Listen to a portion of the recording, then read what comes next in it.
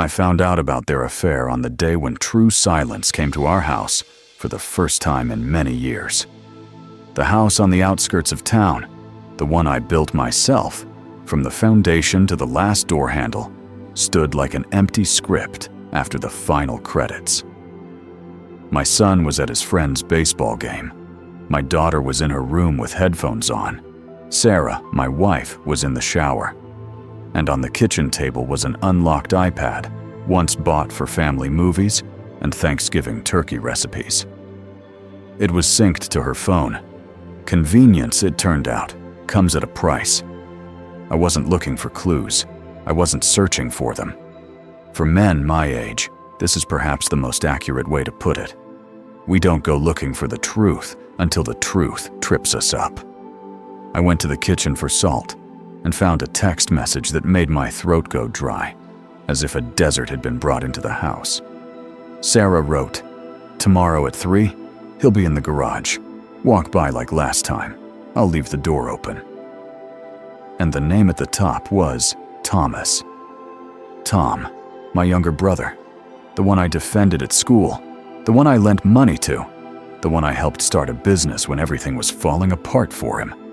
Then the bar he opened, then lost, then opened. Again. The one I pulled out of night parking lots when he called, "Give me a ride." And the one who stands next to me in every family photo, as close as if we were still those teenagers in the back seat of our father's old Ford, with the whole world ahead of us. I don't know how to scream. Maybe that's my problem. I read silently to the end, as if there would be an explanation at the end. Why, for what, where, and when the crack began. But there was no explanation. There were dates, timestamps. I scrolled up and down, and their voices, polite, cautious, distant at first, became closer, wetter, alien. Sometimes they spoke in code. Sometimes in silly memes, like teenagers. Sometimes so bluntly that it made my teeth ache. "I love your hands on the steering wheel," she wrote. "I love watching you by the window," he replied. And also, "Michael will be late anyway. He won't be back until 8. Quiet, the children are sleeping." I stood there thinking about the salt shaker I had come for, and about how everything that used to be simple in my life, a nail going into wood, a hammer hitting a nail head, no longer obeyed my hands. My name is Michael. I'm 49. If this story were told on the radio for truckers, I would say, a middle-aged man from suburban Carolina, 2 kids, a wife who was his high school sweetheart, a troubled brother, a house with a porch, a dog named Bud. We're like everyone else. A mortgage, insurance, school fees for bats and costumes for the theater club, vacations, always next year for sure. We're like everyone else. Arguments over trifles and 2 weeks of warmth after every storm. We're like everyone else, until it turns out that we're not. I met Sarah in 12th grade. She smiled in a way that made everyone think she had it easy. In reality, that's never the case. Sarah had a mother who didn't love me, and was probably right. A father who disappeared when she was 8, and a habit of doing everything herself, as if asking for help were a crime. It was this habit that captivated me. She didn't demand attention, and so I wanted to give her twice as much. We got married at 22. A year later, Maggie was born. 4 years later, Josh. Tom and I were raised together by our mother. He always knew how to make people like him. If I was a nail, Tom was a magnet. He was like that as a child. While I was building houses out of blocks, he would gather children around him like random companions, and they would follow him anywhere, to the river, to the garage roof, to the basketball court, where Tom lied about his height and still scored. I loved him as much as you can love a younger brother, before he did something stupid. And then I loved him again, afterwards, because who else would? "You've always been good, Mike," Mom would say. "Tom is just free." Tom's freedom cost us all dearly. When did the first hints begin? Now I see them. like reflections in glass, only if you know what to look for. Sarah started taking her phone into the shower. Tom locked the garage when he came over to help with the shelf. They laughed at some phrases without explaining the punchline. And I worked. In construction, the calendar rules. If you're late with the concrete mixer, you're late with everything. I was always busy. I'll bring it later. I'll stop by. Let's go. I put off what seemed unchangeable, my family. Then there was the night our father died. Heart failure. Nothing heroic. Just a man who stopped living at the dinner table with the evening news. We went to our mother's house. The house where I grew up. Tom stayed close to her, surprisingly quiet. Sarah was making coffee in the kitchen. I remember the smell. We always had bad coffee, but that night it smelled especially warm. I remember her touching Tom's shoulder, reaching out to turn him toward the plates. It was a small gesture family, friendly. I didn't see the match in it then. Now I understand. Fire often starts with ordinary touches. The funeral, the wake, the paperwork. We all began to live in a different gravity. That summer, Tom was often at our house, helping me on projects, laughing with the kids, fixing the creaky gate that I had promised to oil for 100 years. And on one of those days, Sarah said, "I'll take Tom, then stop by the store. We need milk, remember?" I said, "Yes, get 2%. She smiled. "You're all about percentages and bolts, Mike. I'm about us." I laughed then. Now it sounds different. Sarah and Tom started messaging each other in our family chat. Like everyone else, we had a family chat. There were jokes, photos, information, who would pick up whom, who would buy what. And then sometimes they would leave the chat. Then they would come back and finish the sentence. As we decided. What did they decide? At that moment, I was thinking about what to buy, where to go, what kind of cake to bake. I gave them the benefit of the doubt, like a low-interest loan from a bank that seems eternal, until a letter arrives with a recalculated rate. That evening with the iPad wasn't the beginning. It was a frame cut out with scissors. I was scrolling through messages, and a dialogue was going on inside me, one that my psychologist later taught me so many times. What are you feeling? Nothing. That's not true. Pain and emptiness, and also a ridiculous childish shame. How could I not have noticed? The correspondence contained dates and places. Sometimes they were funny, almost stupid. Behind Walgreens, along the school fence, in the back seat, and there were some that tore me in half. Our garage, our bedroom when I was away, our sofa. I heard the shower turn off. I heard Sarah tie her towel, walk down the stairs. All 3 creaks. She walked into the kitchen, stopped, and saw the iPad. I looked at her and realized there was no scream in me. At that moment, I clearly felt that I was older than my brother, not only on paper. I was older than him in silence. "How much?" I asked. She didn't flinch. She didn't cry. Sarah knows how to keep a straight face. I loved her for that, for how she held herself together when Maggie had nighttime shortness of breath, when Josh broke his arm, when our tools were stolen from the site. She knows how. She looked at me calmly, and only one corner of her mouth twitched. "A long time," she said, "until Dad. After." "Why?" She sat down on a chair, as if she had exhaled. In moments like this, time shrinks into a ball. "I was alone," she said. "You were there, but you weren't there. And he." She closed her eyes. "He was alone too." I laughed, not outwardly, but inside. Inside, I was stung by sarcasm. What a wonderful excuse. 2 lonely people found each other after 20 years of marriage and 2 children, under my roof. But outwardly, I said, "Tom is my brother." "I know." She looked as if she was saying, "I'm sorry it turned out this way." But not, I'm ashamed. Do you love him? She thought about it. I didn't like how long it took her. In my own way. And me? This time she did cry. Mike, I know you. You'll break without me, and I'll break without you. But what we had, she pursed her lips. It burned out. I thought we could rekindle it. But we became neighbors. And then he kissed you in our kitchen, I said. She nodded. And that was worse than the letters. Because the letters were words. But this was an image. I talked to Tom the next day. He arrived before I called him. My brother always arrived early. Perhaps his only punctual quality. Mike, he said, standing by the car. Let's not use bad words. What good words are there? It's my fault. He swallowed. It's not right. But you know. He glanced at the kitchen window where Sarah was standing. It's been a long time between you two. Don't you dare, I said loudly. Don't you dare. We are us, and you are you. It's not the same thing. He raised his hands. Okay, I'm leaving.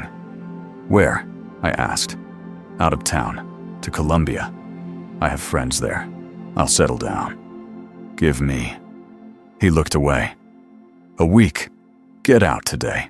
Tom nodded, but didn't leave right away. We stood there in silence. A man in rage is like a man with a chainsaw trying to cut through a forest. But there is a kind of anger that is like snow, quiet and falling for a long time. I had snowy anger. Mike, Tom said, I've always envied you. You were the right one. You knew how to see things through. You have a home, children, a respectable job. And I have me. He tapped his chest with his fist, as if he wanted to pull out the wrong engine. I didn't want to get involved. It just happened. We didn't plan it, honestly. It's just... He waved his hand. There's no excuse. To say that I felt relieved at that moment would be a lie. No words made it easier. Neither the confession nor the regret. I didn't see my brother in front of me, but a man who did what he wanted and now wants me to help him deal with the consequences. And I, the older brother from the playground, am ready to lend a shoulder for the 18th time. And suddenly, I don't want to. Don't call me, I said. Don't text her. Don't come near the house. I'm filing for divorce. Don't do this, he whispered. Mike, go. He left. In the States, divorce isn't just about feelings. It's about paperwork. Paperwork is the most shameless way to make pain tangible. Every item has a price. The house, the bills, the utility calculations. The myths about equal are pure fiction. Equal is just a headache. We have 2 children. One is almost an adult. The other is a young teenager.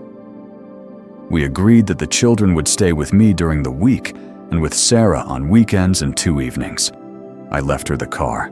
She left me the house. The lawyer said, "You're adults. You're lucky you're not dragging the bloody flag to court." I didn't think it was luck. Sarah moved into a rental, so close that I thought I could hear her putting the kettle on, and so far away as never before. I waited for her to call, to write, to ask for forgiveness. That's what they do in the movies. In real life, less often. She held her ground. She kept her agreements. She didn't humiliate herself. She didn't try to persuade me. She didn't make excuses. Sometimes I wanted her to make excuses, to make my role as judge easier.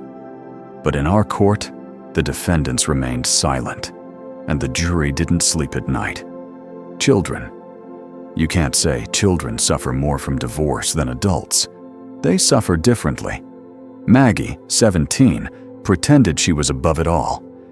"Dad, it's your business." Josh, 12, started sleeping with the light on. He stopped eating apples because his mother used to cut them, and now I did. It's funny if you like family comedies. If you live in one, it's not funny. I started writing things down, hallway light, apples, no joking when he gets in the car. My adult life, which consisted of work estimates, became a list of children's fears. I went to a psychologist. It was funny at first. I'm a hammer and level kind of guy, not a couch and carpet kind of guy. But I realized a simple thing. I have to protect my children from what ails me, from hatred, from guilt, from the desire to hurt in return. It's not about nobility, it's about survival. Hatred is an expensive loan with endless interest. The psychologist said, "Grief is like waves. Don't build a dam, learn to swim." I was a poor swimmer. Sometimes I was washed ashore by memories of Sarah and I painting Maggie's wall a soft green. She wanted to be an artist. How Josh rode without training wheels for the first time, and she and I ran on either side of him, and he shouted, "Look, don't hold me!" How Sarah handed me water in the heat, and I drank from her palm. Funny and hot. It seemed to me that all of this was still mine. And then the wave receded, and the pebbles remained. "Be quiet. The children are sleeping," my brother wrote to her. I hadn't seen Tom in 2 months. My mother called and said, "He'll be fine there. He's not a bad guy, Mikey. He's just Thomas." I replied, "Mom, don't. I know what he's like." She sighed. Her heart had passed through our father, through us. Her voice was like an old wall, holding until someone knocked again. In the 3rd month, Tom called himself. The number was unfamiliar. I answered, out of reflex. "Mike," he said, "I'm not pushing. I need 10 minutes. Please." 5, I said. He spoke quietly. He got a job at a car repair shop, rents a room from an old man, pays on time, doesn't drink, doesn't call Sarah. "I just wanted to tell you one thing," he said. "It wasn't a plan. I didn't mean to destroy anything. But you and I are like 2 sides of the same road. You always walk in a straight line. I walk on the side of the road. And one day, I stepped into your lane. It's my fault. He paused. I realized it wasn't about Sarah. I ruin everything I touch. I'm tired. I'm sorry. Sorry is a strange word. It's like a lock without a key. You walk around and think, how do I open it? I said, I don't know if I'll forgive you. I don't know if I'll forgive her. But I know I have children, and I won't let them live in filth. If you really understand, then live your life so that I don't have to clean up after you. He exhaled. I'll try. Try. That's the only thing you can do. Sarah met me 6 months after the divorce in a supermarket parking lot. That's how it is with middle-aged people. We decide our fate by the shopping carts. She came up to me and said, Mike. I nodded. She was holding bananas and bread. I was holding 2% milk and a bag of dog food. How's Josh? She asked. Better, I replied. He cuts his own apples now. She smiled. And for the first time this year, I saw in her face not guilt or fear, but fatigue. Human, simple fatigue. I'm not asking for anything, she said. I just wanted to say that I know I destroyed what you had been building for 27 years. I didn't know I was capable of that. I have no excuses. I have. She paused. I have shame. But it's my shame, not yours. I don't want it to become your life. I was silent for a long time. Then I said, Did you love me? Sarah replied quickly, Yes, and maybe I always will. Not the way you deserve. Not as much as we both needed. But yes. There are answers that don't make it any easier, even though in movies, music plays at moments like this. In the parking lot, my music is the distant honking of a car. Someone's muttered, damn, the smell of fried food from a food truck. Take care of yourself, I said. You too. She walked to her car. Then she turned around. Don't allow yourself to be just a victim, Mike. You're better than that. That night, I couldn't sleep.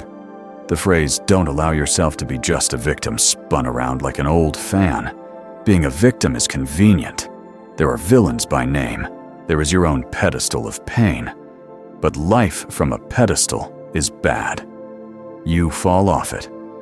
The next day, I took out the old boat that I'd promised to fix up 10 years ago. Bud, our dog, jumped around as if we were going whale hunting. I drove to the lake, first alone. Then I brought Josh. "I don't like water," he said. "Then we'll go along the shore," I replied. We drove slowly, near the reeds. A white line of clouds was reflected in the water. Josh was silent, then suddenly asked, "Dad, do you hate Mom?" I told him the truth. Sometimes yes, sometimes no. Most of the time I'm just tired. But I try to love you and Maggie more than I hate anyone. "How does that work?" he said. "It's like a scale. If you put only anger in one pan, it will tip the scale. I put the boat, the bats, your apples, your math homework, your smile in the other pan." I looked at him. "And sometimes forgiveness, not for her, for myself." He nodded and rode for the rest of the day, as if everything would work out for us. The year after a divorce is like a class you didn't sign up for. You wake up and you have a subject: how to eat lunch alone, how not to look at her social media, how to talk to your relatives without putting them between you. My mother did what she could. She baked pies as if they could glue the cracks back together. She once said, "Sarah is good. She did something terrible, but she didn't become worse. She just showed that things could be worse. It's difficult, but true." Maggie got into college. The four of us, me, Sarah, Maggie, and Josh, went to her first day. Yes, in one car. Yes, it was awkward. We didn't hug like before. We shared the trunk and boxes. We joked so we wouldn't have to look each other in the eye. But when Sarah and I were screwing a poster holder into the wall, "Dad, don't you dare," I suddenly realized that the feeling of "we're broken" can coexist with moments of "we're coping." It's not betraying yourself. It's a journey. Tom didn't appear in our lives for almost 2 years. He sent Mom a Christmas card, blue balls, white letters. He sent Josh a set of screwdrivers and a note. Every man should have his own set, even if he's still a boy. He didn't write to me. I didn't write to him. It was the right thing to do. Sometimes the right thing isn't the pleasant thing. In the winter, Mom got sick. She was hospitalized. Nothing dramatic, but enough for us to get together. I saw Tom in the hallway. He was standing there, clutching his cap in his hands like in a bad movie. He had gotten thinner, older. Around his neck was a thin chain, a gift I had once given him. He looked at me and lowered his eyes. "Hi," I said. "Hi." We stood there like people who had too many words and too little right to say them. I said, "Mom wants us together." "I know," he nodded. "I'll come by later, when you get out." "No," I said. "Let's go in together." In the ward, Mom smiled as if she were 16 again. We sat on either side of the bed, 2 sons. Between us, a woman who had raised us on a librarian's salary and miracles. She took our hands, one after the other, as if she were comparing temperatures. "I was a bad mother," she said suddenly. "Don't be silly," Tom said. "I gave you 2 very different roles. You, Mikey, had to be good. You, Thomas, had to be free. But I should have taught you both to be honest. I failed." She smiled brightly. "Now you're men. Deal with it yourselves." Mom likes simple tasks that are actually as difficult as climbing a skyscraper. Tom and I stood by the window afterwards. He said, "I'm not asking to come back into your life. I just wanted you to know that I'm not the person who ruined yours. Or rather, I am. but I don't want to be anymore. I'm ashamed. I cry about it every day. If you ever can, give me a call." "No, I'll understand," I said. "I don't know who we are to each other now. Brothers aren't about blood. They're about shared memories. We have a lot of those. And a lot of dirt. I'm not ready to wash away the dirt, but I'm ready to leave it where it is if you don't bring it back into the house." "I won't," he said. "Then, see you. In another life. Maybe in this one." He smiled slightly. We shook hands. For the first time, I noticed that we had the same curve on the knuckles of our thumbs, like our fathers. 3 years after the divorce, I was asked, "How are you now?" This question is asked more often than, "What's your name?" I usually answer, "Fine." People over 40 answer that way, but there is a more accurate answer. I'm in the process. For all of us, months without big news are broken up by small decisions. I stopped checking where Sarah was and who she was with. I stopped imagining conversations in which I won. I started noticing funny things. How Bud gets scared of his own farts and jumps back as if an invisible burglar had run into the house. How Josh ties his shoelaces and then argues with himself. What if Velcro is better? How Maggie sends photos of her paintings with the caption, "No criticism, Dad, just admiration." Sarah has her own life. We meet at graduations, at sports games, at Thanksgiving, at Mom's. Yes, she insisted. We're not friends, but we're not enemies either. There's something good between us, and it didn't disappear with the bad as I thought at first. It just changed addresses. We're parents now.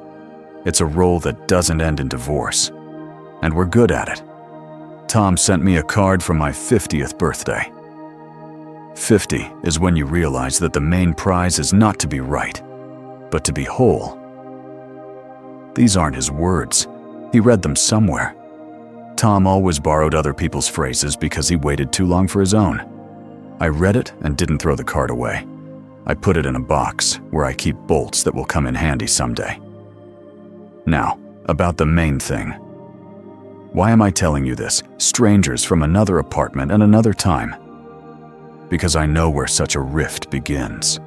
Not with a kiss in the kitchen. Not with, "Quiet, the children are sleeping." It begins with the conviction that you still have time. That you'll have time to go to the ocean, talk heart to heart, turn off your phones, and look into each other's eyes. That you'll have time to say, "I'm scared. I'm lonely. I feel bad with you and without you." We put off conversations like we put off going to the dentist. After the holidays, as soon as I finish this project.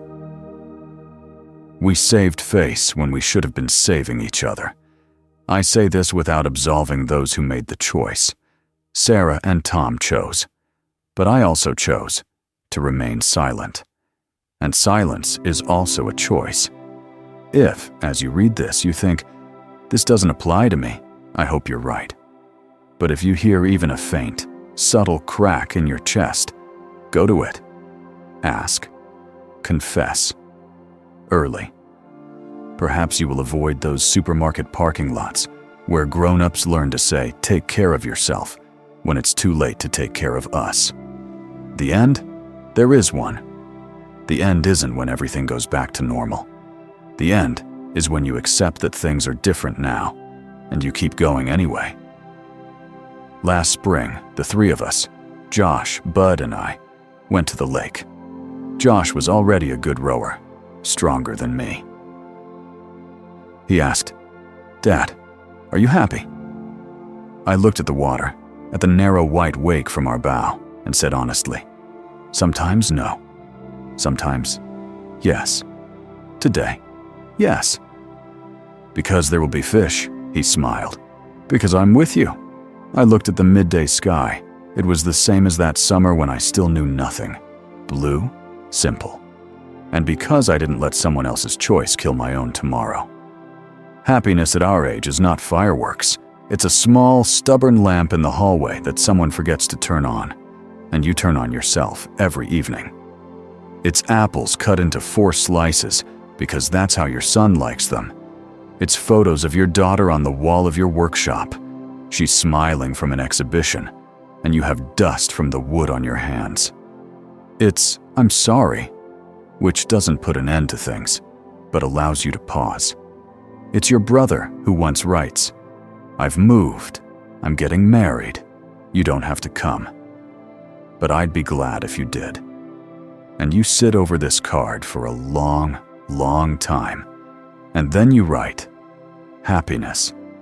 Take care of her, as I once failed to take care of mine." Sometimes we lose what is most precious to us. Sometimes we are betrayed by those closest to us. Sometimes we betray ourselves, turning love into habit, and habit into a deaf wall. But everyone has the right to live after that in such a way that no one else has to clean the floor. And if you look back at this moment, you may see your own lamp shining quietly and stubbornly behind you. Last November, I was standing in the kitchen again. Not the one where I found out, but another one, smaller. In the house I bought for myself when I realized that children's running around was now a weekend thing. There was a new iPad on the table. Josh had asked for it, and I caught myself no longer being afraid of this technology. Fear is also a habit, and you can unlearn it. I made tea, opened the window. Cold air rushed in, along with a smell I remembered from my childhood at my mother's house. Cinnamon, apple pie. Maggie sent a photo of her new painting. It showed a road with 2 figures walking toward the sun. "What should I call it?" she wrote. I looked at it for a long time and replied, "Not together and not apart. Call it further." Because both are walking. And I'm walking too. Sometimes cautiously, sometimes boldly, but more often than not, simply. I'm not a hero. I'm not a sage. I'm a person who once read a correspondence and realized that the end is actually the beginning, if you have the courage not to stop. And if one day someone else's choice destroys your home, you can still build a new one. Not better, not worse, different. With strong doors, clear windows, and a lamp in the hallway that you turn on yourself.